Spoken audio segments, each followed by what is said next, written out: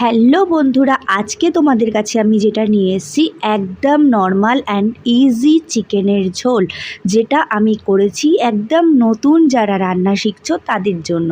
মানে বলতে পারো একদম নতুন রাঁধুনি যারা যারা কোনো কারণে বাইরে চলে গেছে, হঠাৎ করে চিকেন খেতে ইচ্ছা করলে কিন্তু আমার এই রেসিপিটা ফলো করলে একদম স্টেপ বাই স্টেপ আমি দেখিয়েছি সুন্দর করে বাড়ির মতন চিকেনের ঝোল, যেটা দেখবে তুমি কয়েকদিন পর পর নানান রকম চিকেন খাও আর অনুষ্ঠান বাড়িতে খাও, বাড়ির এই চিকেনের ঝোলটা কিন্তু সবার পছন্দের। তাই ভাবলাম আজকেই এটা করি।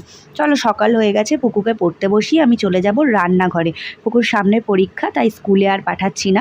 তো আমি এবার চলে এসেছি রান্নাঘরে। আজকে বানাবো চিকেনের নর্মাল যেই ঝোলটা সেটা। তার জন্য আমি 500 গ্রাম মতন, 500 থেকে 600 গ্রাম মতন আমি চিকেন এনেছিলাম, যেটা আমি শুধু টক দই দিয়ে ম্যারিনেট করে রাখছি। আর কিন্তু আমি এর মধ্যে নুন হলুদ কিচ্ছু দিইনি, শুধুমাত্র টক দই। এর মধ্যে যদি এখন নুন টুন কিছু দিতে যাও মাংসগুলো কিন্তু শক্ত হয়ে যাবে। তো চিকেনের মধ্যে শুধু টক দই দিয়ে ম্যারিনেট করে রাখলেই রান্নাটা হয়ে যাবে। আর এদিকে দেখো নিয়ে নিয়েছি আমি কাঁচা লঙ্কা, যেগুলো পেকে গেছে সেইটা, আর আদা রসুন বাটা।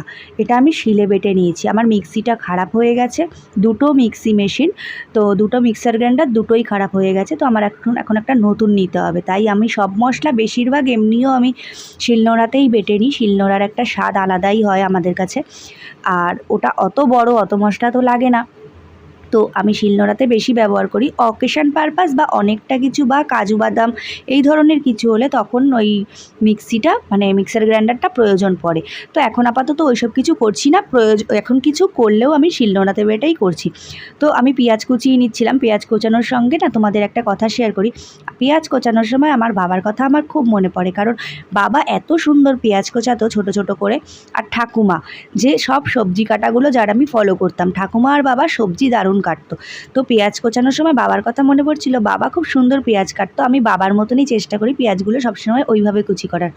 তো দেখো কড়াইতে তেল দিয়ে দিয়েছি। হ্যাঁ, এখন কিন্তু সবাই বলবে না নর্মাল চিকেন রেসিপি, এটা আবার কি দেখার আছে। আমি কিন্তু প্রথমেই বলেছি একদম নতুন রাঁধুনিদের জন্য। আর আমি দেখেছি আমার রান্নার ভিডিও অনেকে খুব ভালোবাসা দিয়েছো, অনেক কমেন্ট করেছো। সবাইকে অনেক অনেক ধন্যবাদ। আশা করছি সবাই আমার পাশে থাকবে, আমিও চেষ্টা করব সবার পাশে থাকার। আমিও অনেকের রান্না দেখছি, আমারও খুব ভালো লাগছে তোমাদের ভিডিও দেখতে। তো যাই হোক, দেখো চিকেনটাকে আমি ওখানে কড়াইতে দিয়ে দিয়েছি তেজপাতা আর জিরে ফোড়ন দিয়ে। পেঁয়াজটাকে একদম লাল লাল করে ভেজে নিতে হবে, যেহেতু চিকেন তাই লাল লাল করে ভাজতে হবে। আমি ছোট ছোট অনেক টিপসও তোমাদের দিয়ে দিচ্ছি।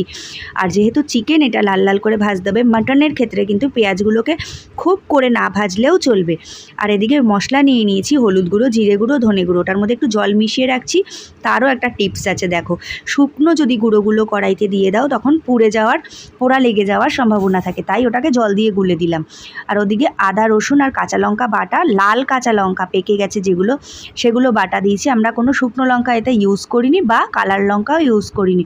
একদম নর্মাল চিকেনের ঝোল, ঝালও হবে না, বাচ্চা বড় সবাই খেতে পারবে। আর কাঁচা পাকা যেই লঙ্কাগুলো সেগুলো দিলেই সুন্দর একটা রং চলে আসবে। আর চিনির জন্য তো একটা সুন্দর রং আসেই।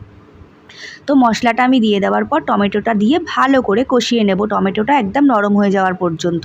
এতে কোনো জল দিতে হবে না, মশলা বাটার মধ্যে যেরকম বেটেছো ওটা, আর ওই টমেটোটা দিলেই টমেটোর গা দিয়ে যেই জলটা বেরোয় সেটা দিয়েই সুন্দর করে দেখো পুরো কষা হয়ে যাবে। আর গুঁড়ো মশলায় তো একটুখানি জল দেওয়াই রয়েছে, বেশি জল দিলে রান্নার স্বাদটা না চলে যায় কষানোর সময়। তো চেষ্টা করবে এই মশলা দিয়ে যেই জলগুলো হয় সেগুলোই দেওয়ার। তো দেখো এই যে কিছুটা পরিমাণে এই গুঁড়ো মশলাটার জলটা পড়লো। এবার এর মধ্যে নুন আর একটুখানি চিনি অ্যাড করে দেবো, পরিমাণ মতো নুন একবারে দিয়ে দেবো, কারণ চিকেনে কিন্তু কোনো নুন দেওয়া নেই।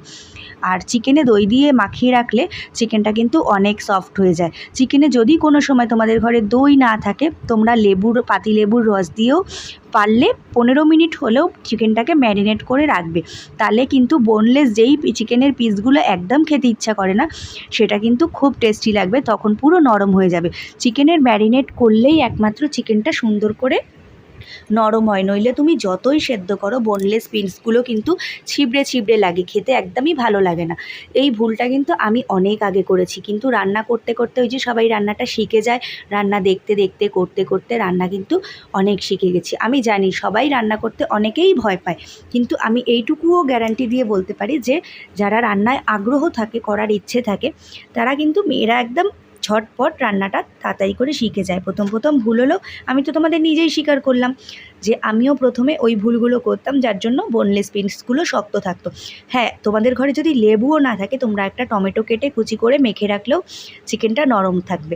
এটা কিন্তু আমার এক দিদি আমাকে বলেছিল, তারপর থেকে আমি এটা ফলো করে দেখেছি। আমার যে বড় মাসির মেয়ে, আমার দোলাদি, ওর থেকে আমি শিখেছি। আমি তোমাদের আগেও বলেছি, আমি যার থেকে যেটা শিখি অবশ্যই আমি তোমাদের ভিডিও শেয়ার করি তার নামটা। তো যাই হোক, চিকেনটা দিয়ে ভালো করে কষিয়ে নিয়েছি, কিছুক্ষণ ঢাকা দিয়ে দিয়েছি, আর গোটা গরম মশলা শিলে একটু বেটে নিয়েছি। মানে ওই তোমার একটুখানি এলাচ, লবঙ্গ আর একটু দারচিনি। আর এই যে তোমাদের জায়গাটা দেখাচ্ছি, যে মিক্সার গ্রাইন্ডারটা আমার যেখানে থাকে ওই জায়গাটা খালি নেই। তো যাই হোক, চিকেনটাকে ঢাকা দিয়ে কষার পর আবার খুলে কষাচ্ছিলাম। তারপর দিয়ে দিলাম 2-3 টুকরো আলু। আলুটা তোমরা ভেজে দিতে পারো, আমি 2-3 টুকরো বললে আমি আর ভেজে দিইনি। ভেবেছিলাম আলু দেবো না, কিন্তু আমার বরের আবার একটু আলু লাগে ঝোলের মধ্যে, তো ওর মতনই আলু দিয়ে দিয়েছিলাম 2-3 টুকরো। তারপর ইন্ডাকশানে একটু জল গরম করে নিয়েছি, কারণ আমার একদিকে দেখতেই পাচ্ছ ভাত আর উচ্ছে আলু সেদ্ধ ভাত বসানো রয়েছে, ওটা তো নামাবো না, তাই ইন্ডাকশানে গরম জল ওই যেটায় মাংস মেখে রেখেছিলাম ওটার মধ্যেই করলাম, ওটা কিন্তু ময়লা জল না। তো যাই হোক, আমি জানি আমার মতো অনেকেই করো। তো ভালো করে কষানোর পর দেখো গরম জলটা ওর মধ্যে দিয়ে দিয়েছি, আর ওই যে গোটা গরম মশলাটা বেটে রেখেছিলাম একটুখানি জল দিয়ে, ওই গরম জলটা দিয়ে একটুখানি নাড়াচাড়া করার পর অসাধারণ কিন্তু রং অলরেডি এসে গেছে। দেখো কাঁচা লঙ্কাতেও সুন্দর রং আসে, সুন্দর করে রান্না করতে জানলেই হয়ে যায়। তো যাই হোক, আমি চাইবো আমার রান্নাটাও দেখে অনেকেই করো, আমার খুব ভালো লাগবে, কমেন্টে এসে জানিও। যারা চিকেন, বিশেষ করে আমি জানি চিকেন তো বেশিরভাগ মানুষই পারে রান্না করতে, আমি একদমই নতুন যারা, তাদের জন্যই আজকে রেসিপিটা শেয়ার করলাম। তো যাই হোক, এখন দেখো, আর যেভাবে আমি চিকেনটা করি, আর চিকেন কিন্তু এমন একটা জিনিস, প্রত্যেকের রান্না কিন্তু প্রত্যেকে একই মশলা দিয়ে বানাচ্ছে, কিন্তু প্রত্যেকের হাতে আলাদা আলাদা স্বাদ হয়। মা করলে আলাদা হয়, শাশুড়ি মা করলে আলাদা হয়, যার যার হাতে খেয়েছি সবার আলাদা আলাদা রকমের টেস্ট হয়। আবার আমি যেটা করি সেটা আলাদা লাগে সবার।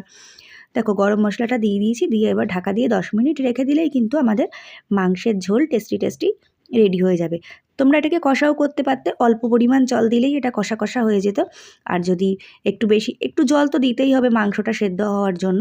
আর চিকেনের যদি দইয়ের পরিমাণ একটু বেশি দিতে, তাহলে আর জলও দিতে হতো না। কষা যদি খাওয়ার হয় মানে রুটি দিয়ে, তো আমরা একটু ঝোল রেখেছি, কারণ আমরা ভাত দিয়ে খাবো। তো দেখো মাংসটা কিন্তু একদম রেডি হয়ে গেছে, আর ক্যামেরায় কতটা কি বুঝতে পারছো জানি না, মাংসটা কিন্তু খুব সুন্দর কালারও এসে গেছে। আমি চেক করে নিচ্ছিলাম আলুটা সেদ্ধ হয়ে গেছে কিনা, তো আলু মাংস সব একেবারে সেদ্ধ হয়ে গেছে। আমার ছেলের কিন্তু চিকেন ভীষণ প্রিয়, বাড়িতে চিকেন হলে ও একটু পরিমাণ হলেও, বাচ্চা বলছি, একটু হলেও বেশি ভাত খাবে, বলবে যে চিকেন হয়েছে আর একটু ভাত খাবো। তো যাই হোক, ওকে চিকেনের তুমি যাই বানিয়ে দাও, স্যুপ বানিয়ে দিলে ও স্যুপ দিয়েও ভাত খেয়ে নেবে। দেখো মাংসটা কিন্তু আমার পুরো রেডি হয়ে গেছে, এবার আমি মাংসটা ঢেলে নেব। ঢালার সময় দেখে ভাবছো তো কাঁচা লঙ্কার ঝোল বলে এমন কালার, কিছুক্ষণ ঠান্ডা হলেই রঙটা এক্ষুনি দেখতে পারবে যে চেঞ্জ হয়ে গেছে, তেলটা পুরো ওপরে ভেসে উঠবে। নর্মালি মাংসের ঝোল কিন্তু আমাদের রেডি হয়ে গেছে। আমাদের আজকে মেনুতে এটাই ছিল দুপুরে, চিকেনের ঝোল আর ছিল উচ্ছে আলু ভাতে।